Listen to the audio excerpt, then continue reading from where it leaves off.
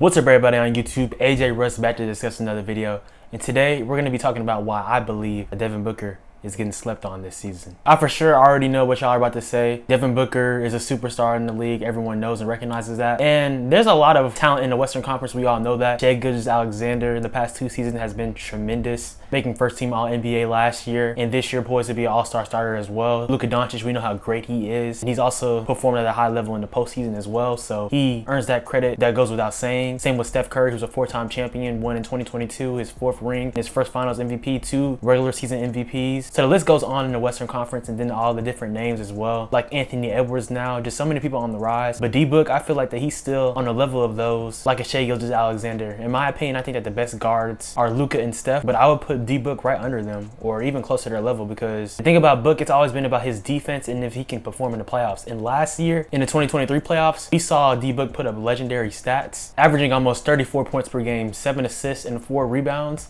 especially in that series against the Denver Nuggets. The Suns, they were the only team that pushed the Denver Nuggets to 6 games in the playoffs last year on the road to their first franchise title. So there's something to be said about the Phoenix Suns and D-Book. And at the time of this video, the Suns are riding a 7-game winning streak, playing really good basketball. Bradley Beal staying healthy, D-Book and KD still playing. Right now they're 5th in the Western Conference, so they're really shaping up right now in a good rhythm right before the All-Star break. So if they can keep this up in this momentum, really, I believe that they'll have something to say about the Denver Nuggets repeating to make the NBA Finals, and teams like the Clippers who have been hot, and also of course the Thunder and the Minnesota Timberwolves who are at the top of the Western Conference. Those 2 teams who have really emerged, but I still believe are young and are going to experience some growing pains in the playoffs. But before I get further into the video, make sure you hit the subscribe button and turn on post notifications. Hit the like button. I post videos about sports, lifestyle, and pop culture, NBA, NFL, Marvel, DC. So with that being said, let's talk about why D-Book is getting slept on even more. So really what I talked about a second ago with the Suns, their team right now, it all comes down to their health. And D-Book and KD, we know that they're easily the best 2 players on the team. And of course, Bradley Beal is right under them. He's only averaging 18 points per game. He missed a lot of time this year, but his role is very crucial to the success of the Phoenix Suns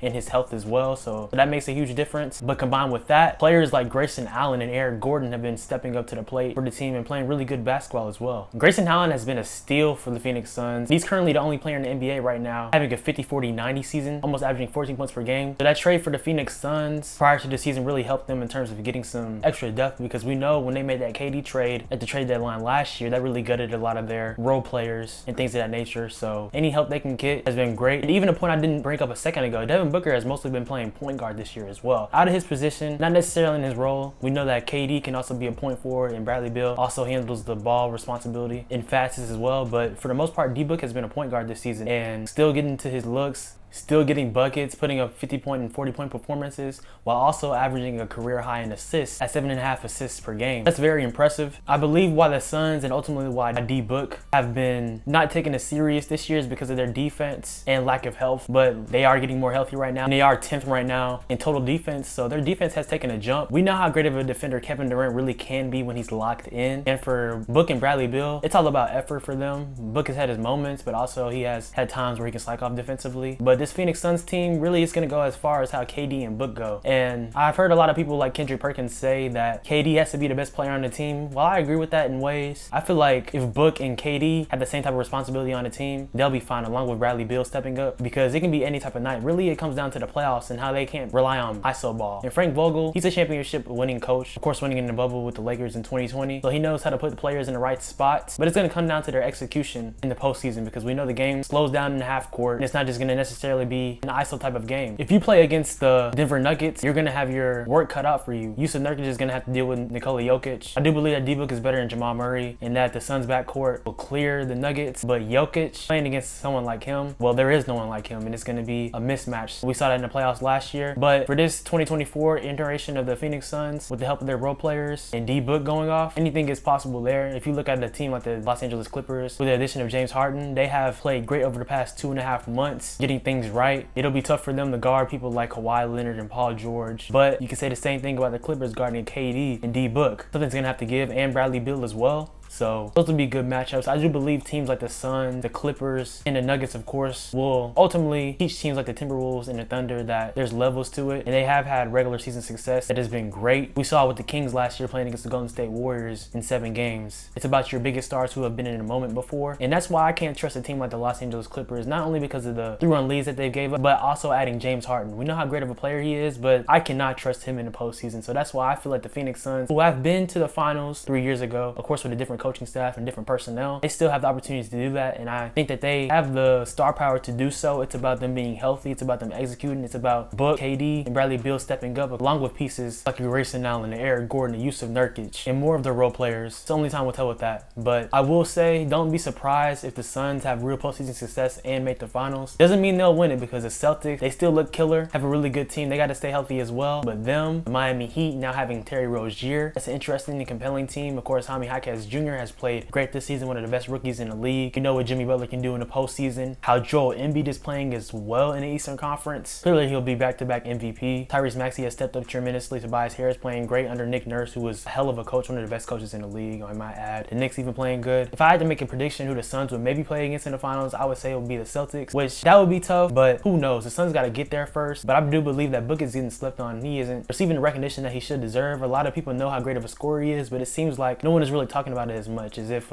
now Shai Gilgeous-Alexander or Anthony Edwards, the type of attention he's been getting this season, it seems like Book is getting taken for granted, and I believe that that should not be the case. Let me know what y'all guys think in the comments down below. Do you think Book is getting slept on this year? Do you think that the Phoenix Suns have real postseason success this year? Only time will tell. We still have a lot of time left in the season, not even an all-star break yet, not even a trade deadline yet, so they can make another addition. Of course, their cap space is pretty cooked, having all of those stars, but anything is possible. A lot of these teams always make sneaky deals to help impact their roster ahead of the postseason, which can make a huge difference. And also, I didn't mention the Milwaukee Bucks earlier for a potential team to make the NBA Finals. We'll have to see with Doc Rivers, man. I don't know, because he is a great coach, but the last time he won a title was 16 years ago, and the Bucks defense is absolutely awful, and that's saying it lightly. Yeah, who knows? But to get back to the main subject, I do believe that Book is getting slept on and that he's going to wake a lot of people up going into the stretch of the season. I appreciate you guys watching always. Make sure to like, comment, subscribe, and turn on post notifications. Follow me on Instagram and Twitter at SwaggyRuss, and also on TikTok at SwaggyRuss02 for cooking videos, shorts, reels, content, things of that nature. More videos on the way. Hope this first month in January of 2024 is going great for y'all. Hope this year is amazing for y'all. Know that you can do all things. Keep being blessed.